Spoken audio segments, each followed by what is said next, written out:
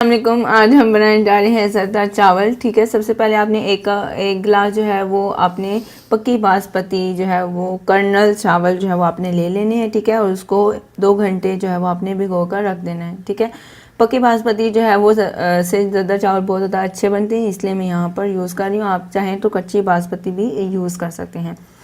इसके अलावा आपने 4 टेबलस्पून जो है वो आपने बनास्पति जो है वो घी ले लेना है। उसके बाद 3/4 कप जो है वो आपने यहाँ पर आपने चीनी ले लेनी है।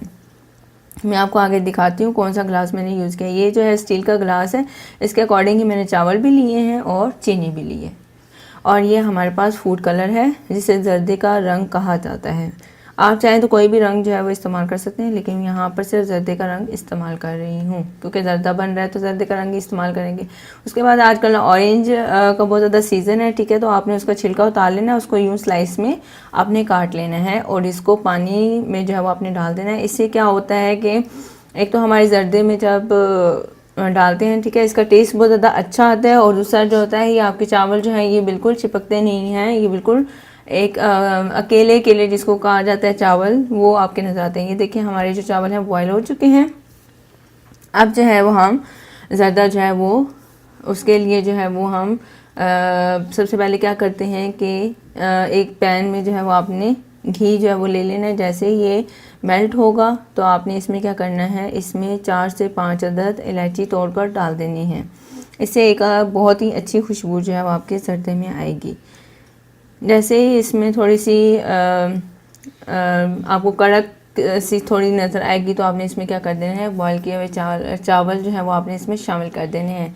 शामिल करने के बाद आपने इसको अच्छी तरीके से मिक्स कर लेना है।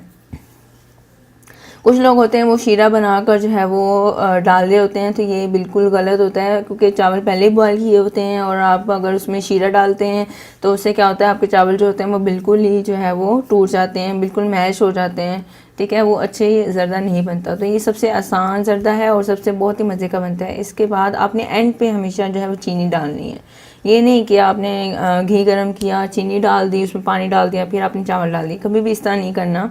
जिस तरह से मैंने आपको बताया बिल्कुल आप इस तरह ट्राई करें तो इंशाल्लाह आपको मेरी ये रेसिपी बहुत पसंद आएगी। उसके बाद आपने इसको दम दे देना है 5 से 10 मिनट के लिए और उसके बाद हमारे चावल जो हैं ये रेडी हैं।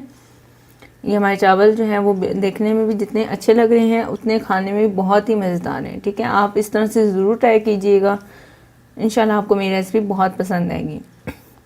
उसके बाद आपने इसकी गार्निशिंग के लिए जो है वो आपने मैंने जो यहाँ पर खजूर ली है। ठीक है, और उसको मैंने बारीक बारीक काट लिया है। बादाम लिए थे उसको भी काट लिया और मैंने इसमें थोड़ी सी जो है वो सौगी जो है वो भी मैंने इसमें डाल दी है। ठीक है, आप चाहे इसमें पिस्ता भी डाल सकते हैं, अखरोट भी डाल सकते हैं, यहाँ पे डिपेंड करता है। देखें ये हमारा जो ज़रदा है बहुत ही अच्छा जो है वो देखने में लग रहा है। आप इसको जो ज़रूर ट्राई कीजिएगा, मुझे कमेंट बॉक्स में बताइएगा आपको मेरी ये रेसिपी कैसी लगी। और हमारे चैनल को सब्सक्राइब करें, लाइक करें एंड शेयर करें। Thank you.